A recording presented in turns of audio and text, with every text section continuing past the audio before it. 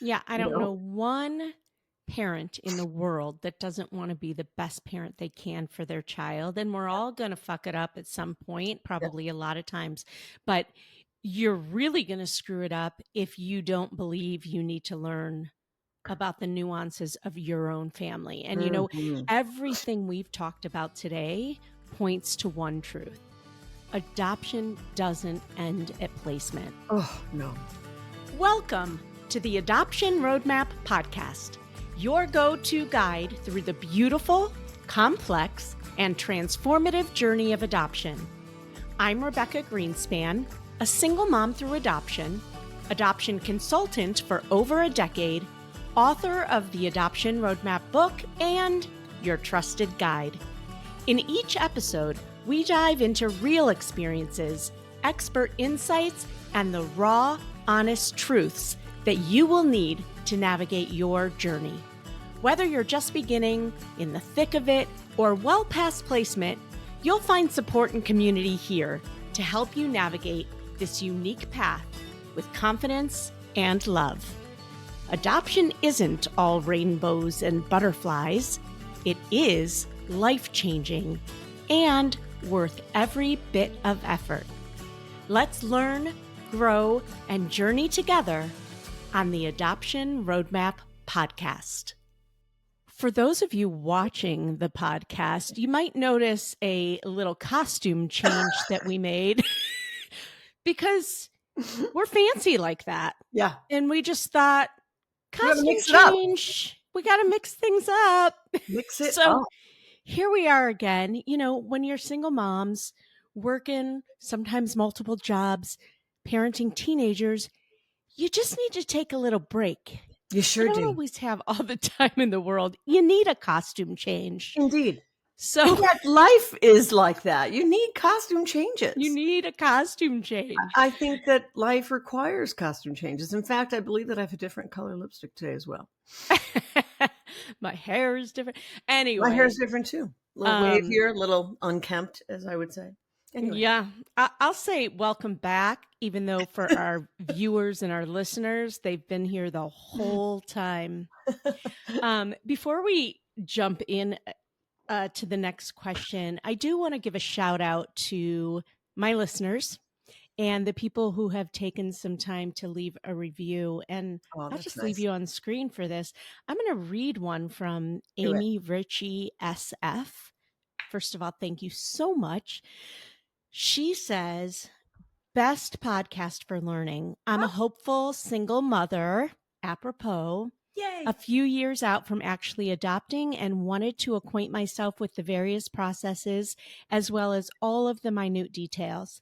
Becca and her guests offer precisely this in a way planned out and jovial yet realistic fashion.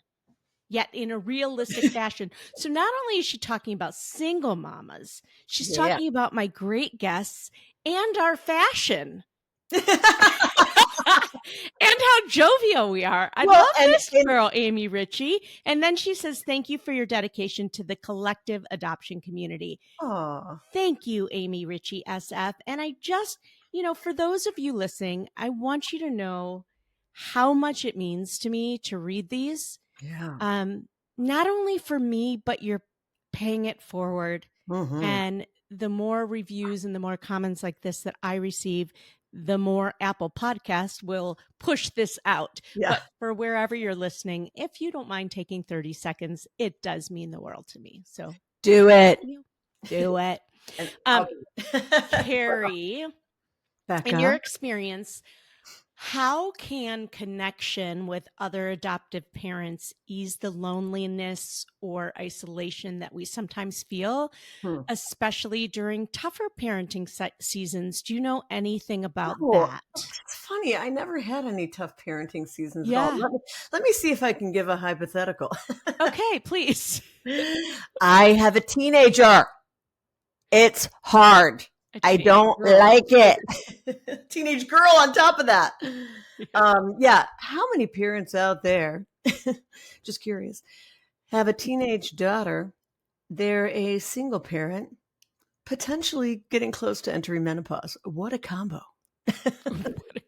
And then you throw transracial on top of that. Yes. And 2 jobs. open And, adoption. And as we record this, it's nearing Mother's Day. Mother's Day what? yeah. The Give us comment a I talk got about Mother's Day. the comment I got for Mother's Day is, "Why isn't there a Kids Day?" And I said, "Listen, Princess Pants, every day is Kids Day.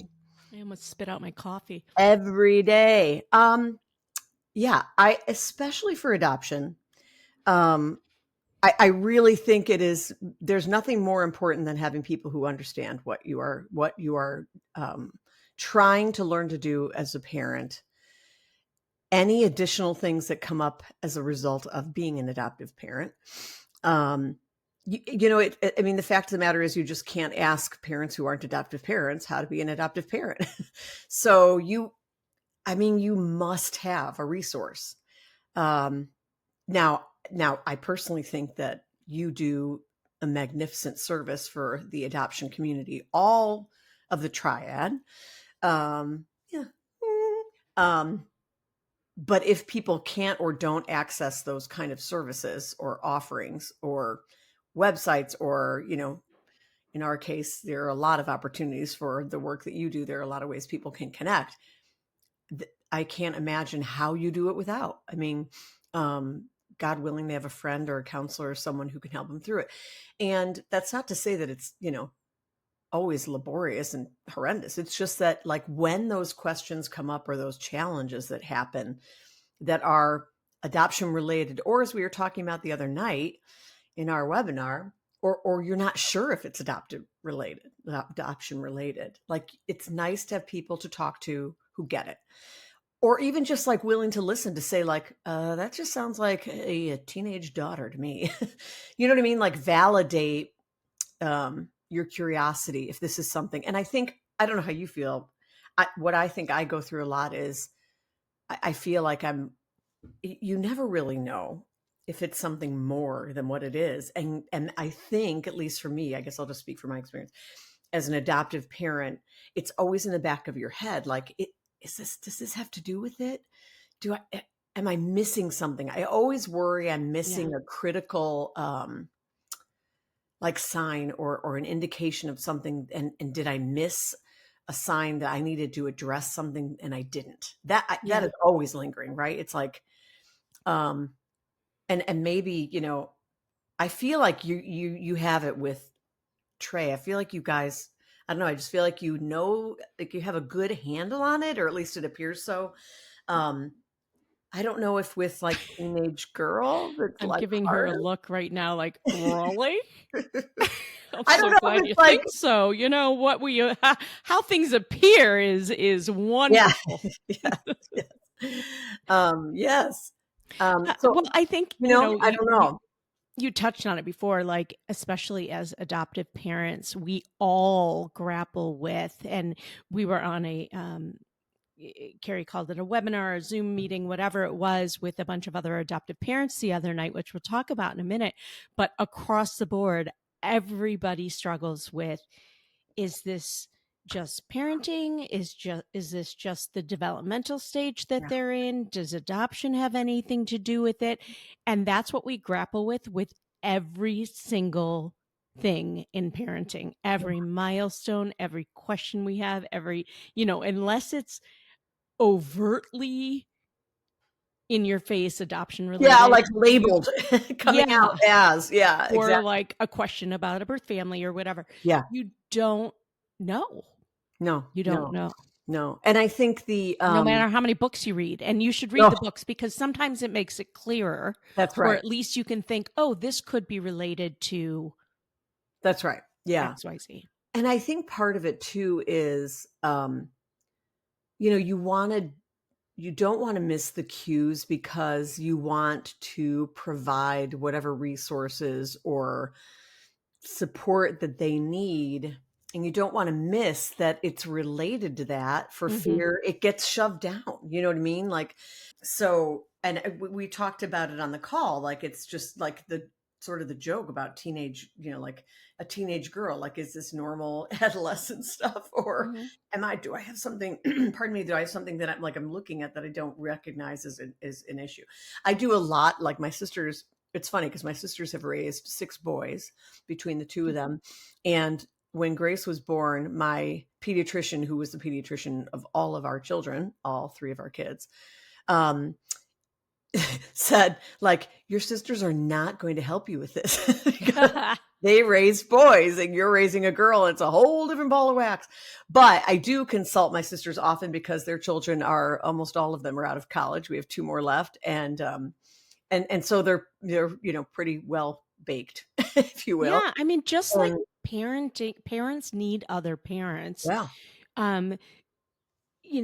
Black families need other Black families. Biracial families need other biracial families. Yeah. Adoptive families need other adoptive families. Yeah. You just do. It's the nature of anything in life. You need to be surrounded by people who get you. Yeah. And this is no different. No. So it does ease the loneliness or isolation that you might feel. Yeah. So, yeah. All right. Yeah. Were there ever times that you felt totally stuck, like where you didn't know where to turn for help? Before we go on, I'm going to take a quick break, but don't go anywhere. We have so much more to cover. Listen up, Roadmap fans. Do you have a transracial family?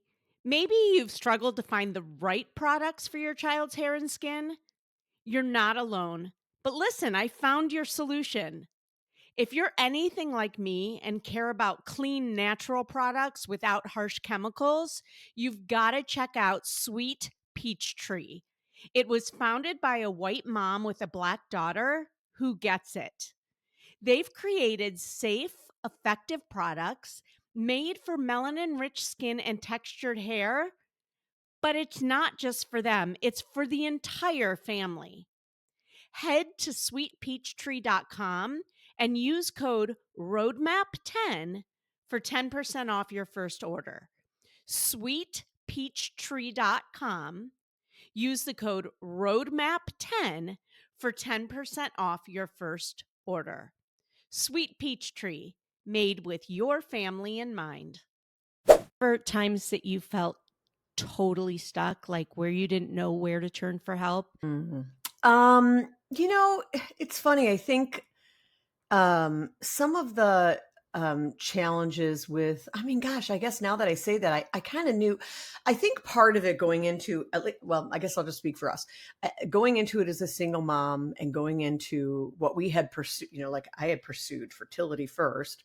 So knowing I was going to go into parenting in any way, shape, or form as an individual alone, I had done so much homework and research and books and joined groups and we went, back in the day, we went in person and met with each other, you know what I mean? Like, often. And then even after the baby's born, we were meeting with the kids and talking about all those challenges. So I felt like I had I felt like I had done a lot of homework and felt, I guess remotely knowledgeable, and also had wonderful resources. But I think there are times where, and I think, transparently, there were times that you would have a question that you were almost like embarrassed to ask, like in the transracial adoptive world, like doing her hair and being like, well, I did this. Is that okay?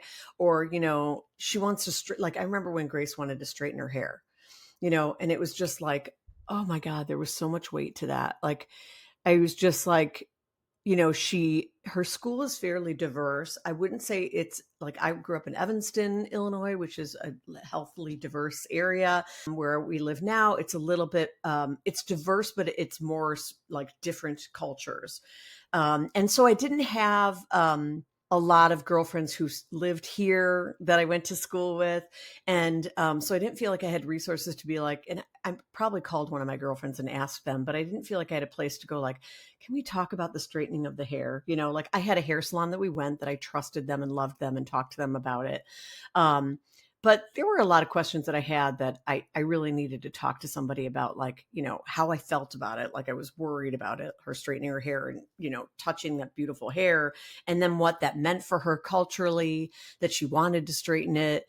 And then my worry about, like, had I not done enough to talk about her culture because now she wants to straighten her beautiful curly hair, like, and it just goes on and on. So I think having resources either online or human beings, preferably, to talk to, there were times that I was just like, I felt like I didn't have enough, or I guess maybe it was even just not having the feeling like I had the ultimate answer about what were the decisions I made the right ones for her, Yeah, it's almost like you need to hear things 3 times to believe it. Yeah. And so it's not just about going to one person, right? You need to for hear sure. what other people have done and get there. I remember a time, and also I'll go back and say it has to be people and a community that you trust. Oh, for sure. Aren't gonna like Judge you. jump on you or judge you if you ask something quote unquote wrong. There's nothing wrong if you had that question. And I say this because when my son was entering kindergarten, we lived in a very diverse community, and the school district offered 2-way immersion, Spanish immersion. My son is Mexican. Do you remember this? Oh, yeah.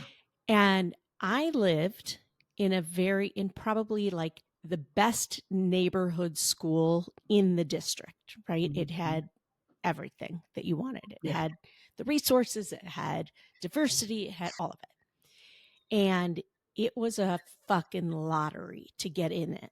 And my son's Mexican, being raised by a white mom, like, there's got to be exceptions somewhere. But no, there's no exceptions. And we didn't get it in the lottery. He starts kindergarten. And for some reason, they had spots, and they opened another lottery for a second chance.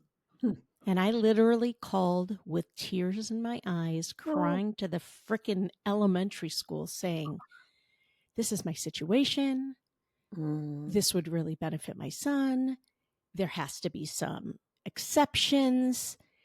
And what they offered me was, well, what if we could get you into that Spanish immersion class, but in a different school within the district? And that school happened to be the quote unquote worst school in the district. Oh, I don't remember with the that lowest test scores. And, it was, So everybody has that in their district, right? And it's always in the most socioeconomically diverse area, right? Where there's more people that have needs, right?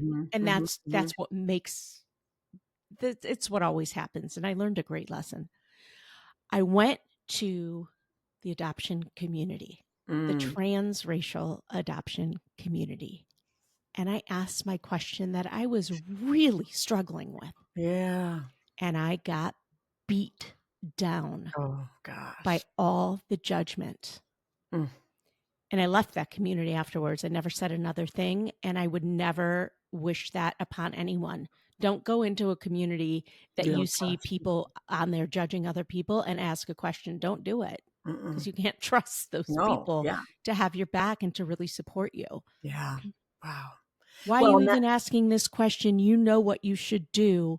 I'm like, if I knew what I should do, why am I asking the question? Right. I was really struggling. Yeah. I ultimately did move him.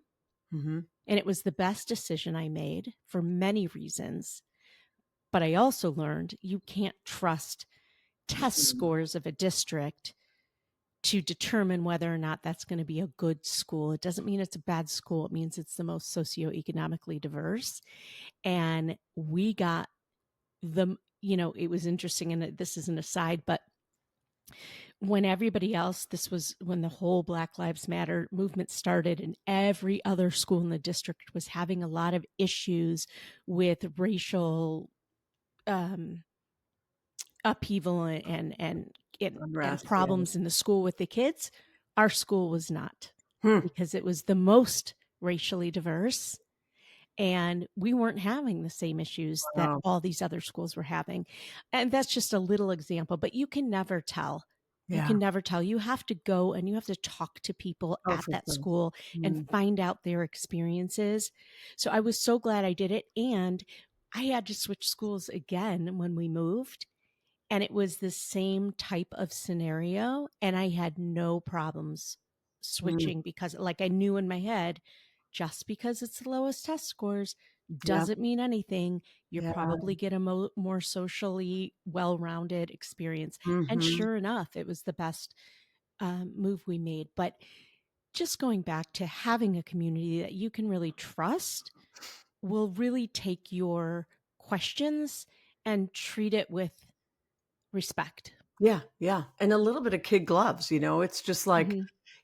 you don't know what you don't know. You Mhm. entered into these situations if depending on what your situation. I mean, there are a lot of variations of adoptive families and a lot of variations of situations, a million of them, right? Like everything is so unique and every family is so unique and every family that needed to make a birth plan for whatever their reasons are unique. But it's so critical to be able to speak openly and I think and truthfully without it I would argue if and yours is a good example of without being able to do that, one, you could end up making a decision that may not be the best for your child unknowingly, right? And two, um you're never going to have been able to sort of speak your truth about your concerns and why you're concerned about it and have someone who you can trust to gently redirect you if you're wrong. You know what I mean? Like it, um ultimately it's obviously as a parent it's your decision what you decide to do about a decision that you're weighing, but it's just nice when someone can say like, it's okay to straighten her hair. It's all right. You talk to her Yeah. about it, make sure she understands, and Mhm. I mean, I talked to Grace about her hair since she was a baby, so, um, and she loves her hair both ways, which is nice. She's grown into someone who wears her hair curly and wears her hair straight and, um, and, and is comfortable with both of her hairstyles, which is nice.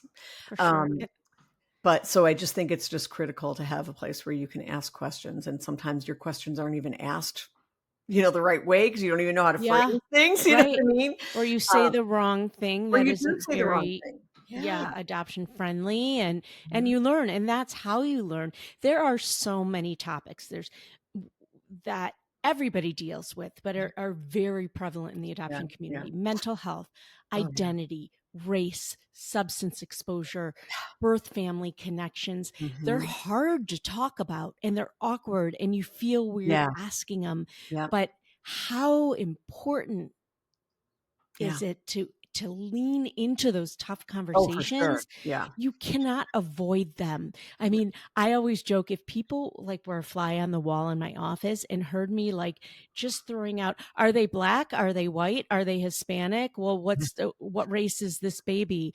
Well, does the mom use drugs? Does the like, Yeah. and I don't ask with any judgment. I'm just like, I need to know these things. It needs These are facts. important topics Yeah. Yeah. within our Yeah. our community. Yeah. And, you know, it- we shouldn't avoid them because they're tough. Yeah. We just And need the right ultimately spaces. yeah, and ultimately, it's funny while we're talking about this, I'm just thinking like and the most beautiful thing about all of those challenges and about what we're talking about and resources and finding answers is that it's ultimately about like just adoring your child and wanting the very best you can possibly give to your child in their life experience and like wanting, you know, every single thing that you do and every decision you make to lead them to a happy, healthy life where they're giving back to the universe and they're loved by a whole lot of people and they have a wonderful life because someday we won't be here, and especially for those of us who started real late, I think about it all the time, like just about the foundation I'm laying for her and what I'm doing to all the things I say to her all the time, like I know you're super annoyed, but trust me, I'm doing this because someday I'm not going to be here to do this. And I want you to learn these things now, you know? Um, so the beautiful thing about it is just that we're really trying so hard to raise good people. Yeah, I You don't know? know one parent in the world that doesn't want to be the best parent they can for their child. And we're all going to fuck it up at some point, Yeah. probably a lot of times. But you're really going to screw it up if you don't believe you need to learn about the nuances of your own family. And, Mhm. everything we've talked about today points to one truth: adoption doesn't end at placement. Oh, It no. it evolves, it stretches us, it asks us to keep growing alongside Yeah. our kids. Yeah. And honestly, that's why we created something new, something we wish we had for us Yeah. years ago. So, Yeah. Carrie, can you tell our listeners about the Adoption Continuum Mhm. membership that we Yes. have built, what it is, why we built it, Yeah. and how people can be part Oh, of I'm it? so excited. And it's just like one of the highlights of the work that I've done in my life, seriously. And so I'm so excited that you and I had an opportunity to build it together. Mhm. It's, well, as we've talked about, those resources are critical. And we created a space for any parent in the adoption universe that is raising a child from right after you have become an adoptive parent. So 0 to I guess even to adulthood, right? We've had some members who have 20 some year olds, so there really is no limit. And we created an online community that we structured. It's funny, we had a call this week, and the structure will evolve. I can tell you that now, because based on some of the feedback we received, we have evolution to do already through our beta process, through our beta test. But it is an online community for adoptive families. And it is what we just talked about is so critical to have, which is a safe space to talk to other adoptive families about the joys and the challenges of raising adoptive children and being an adoptive family. And it's currently structured to have a whole bunch of different sort of ways to engage. One, we have started to, we're having some events where we're going to do things like this, where we're on a call and we have a topic that we offer up, and we're going to have Zoom calls with folks. And we will be bringing in professionals to talk about specific topics. It could be about transracial adoption. It could be about hair. It could be about challenging mental issues. It could be about raising a teenager in any topic you can think about as a parent and an adoptive parent as that lens. We'll have topics experts, and we'll even host calls where it's just us talking about things like we're doing sort of right now, where there's a topic that came up on the community and we realize it's something that many people sort of want to talk about live. Second, it's structured by sort of age groups. And this was a learning we had this week, where we sort of kept it to infant, toddler, grade school, middle school, high school. And it's funny, anybody who's a parent knows there are so many places in between those core development areas.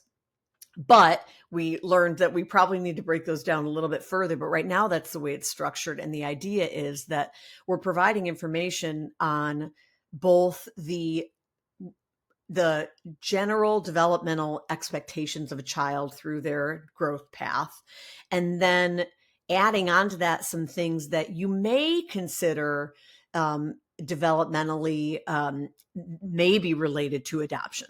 And so trying to sort of sort out for families so I'm raising a teenage girl. What is the normal sort of expectation of raising a teenager? The eye rolls and the stomping around the house and the attitude and all those fun things that are happening.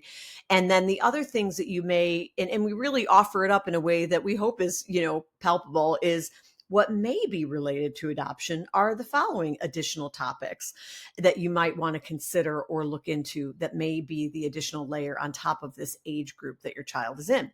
So there's information on the age group, developmental things that are happening in that age range, and then resources. So online resources, websites we have in our personal experience gone to and learned from, books, which we always talk about because, there's always a fantastic book that can help you through a phase or a situation or a challenge. And then in addition to that, Becca has such a fantastic community that she's built over the course of her career in this industry, that there are folks that are just experts in a million different areas of adoption, from therapists to, folks that have expertise in, children that have IEPs or ADHD or transracial, like doing your transracial daughter's hair. You name the topic, Becca probably knows someone who is an expert in that area. And so those folks are going to be resources on our website as well, who will not only contribute to the community online and just sort of give opinions and sort of talk to folks, but also will probably feature in meeting, groups that we have and Zooms that we host for folks on specific topics. Lastly, the other thing I will mention is that also this is kind of user led as well. So if I'm in there and talking about my daughter and I'm questioning whether, the eye roll every hour on the hour has to do with that, or if she's like super angry that we don't live close to her birth mom, I can go in there and start a thread and a topic and, try to see if there are other folks that are in my same situation who want to sort of talk about it. And truthfully, you can either, sit in line and talk about it online, or I can even propose, like, does anybody want to get on a call about this and talk about it like live? Because I need a deep dive on this topic and I want a resource to use to do that. So this is the place that we've built. And it's absolutely a work in progress. We're beta testing it right now. We've already learned a lot just in the first few weeks of having it open. It is not open to the public yet, but it will be in June. And we're so excited to offer this to the adoption community. And Becca and I are constantly evolving as human beings, and certainly in things that we're building and things that we're doing as it relates connection to the adoption community. So feedback is always welcome. We're going to continue to develop this and make it a resource that really works for people who need this resource. We want it to be that safe place that we were just talking about, where you can ask those questions. You can find, a ear to, someone to listen to your challenges and give you feedback. So hopefully I didn't miss a topic that's in there, Becca. I probably missed something. I think you covered everything. The only thing I was going to say is we are recording this in May. And like you said, we'll be doing our founders launch. So we did our beta launch with just my community to get some feedback and to continue building it for people. But now we're going to do a founders launch. And the founders launch is really the first iteration of, like, if you get in now, you would be in it at the lowest price it will ever be, because it's just going to be a short window at our opening founders price. You'll be able to keep that cost that it's going to be. Also, you are really still going to be able to help shape this community and be the kind of leaders of the community as the years go and as we continue to build. The community will be as good as the members in it make it. It's also on the Circle app. That is the platform that we are using. It's both an app on your phone and web-based. It's really easy to navigate. We got some great feedback on that. And just our name, the Adoption Continuum. That's what it is. We are continuing this journey together as parents in community, and we really want you there. So right now in May 2025, if you want to get on our wait list to make sure you don't miss the announcements of the Founders Launch, please look at any of our social media. In our bio will be a link to get on our wait list, or if you're listening to this after June, there'll be a link to either join if we're open. We're going to launch it a couple times a year, 2 to 4 times a year probably, but there'll always be a link in the bio either to get on the wait list or to become a member. So I hope that you'll join us if you are already an adoptive parent. And if you're not yet an adoptive parent, keep listening, because this podcast is for you. Absolutely. Thank you so much, Carrie. I'm so excited about what we've built, about our friendship, about our continued conversations. But before you go, I got some rapid fires. So, okay. Oh boy.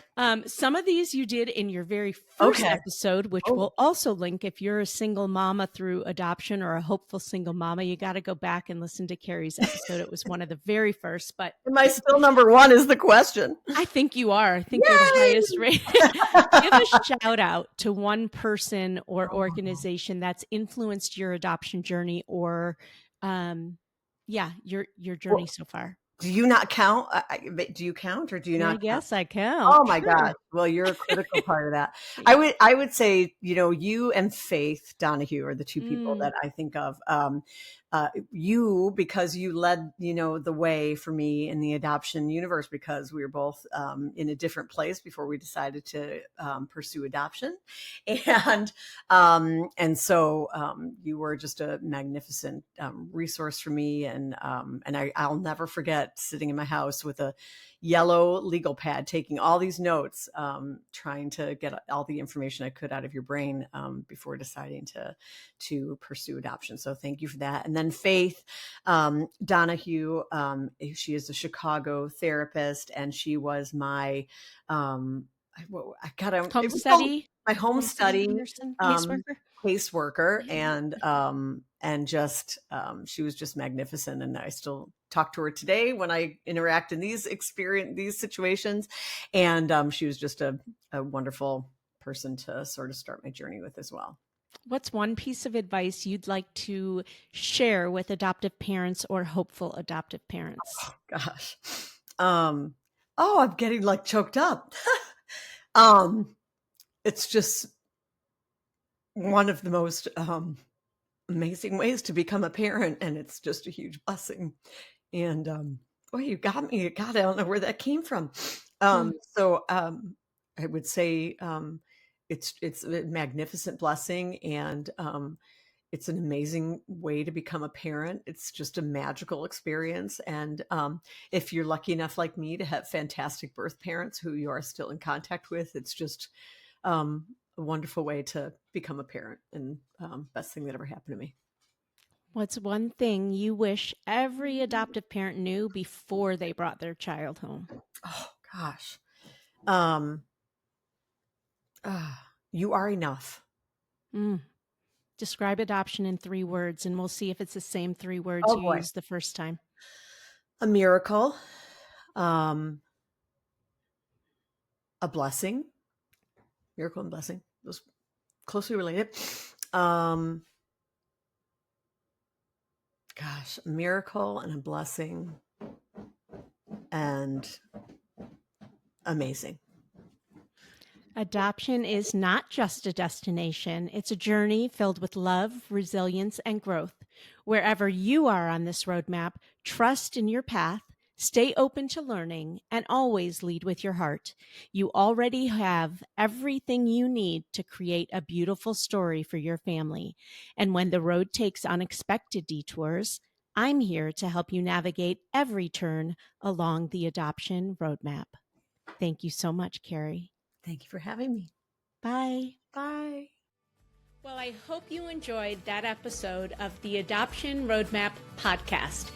If you did, I have a few favors to ask of you.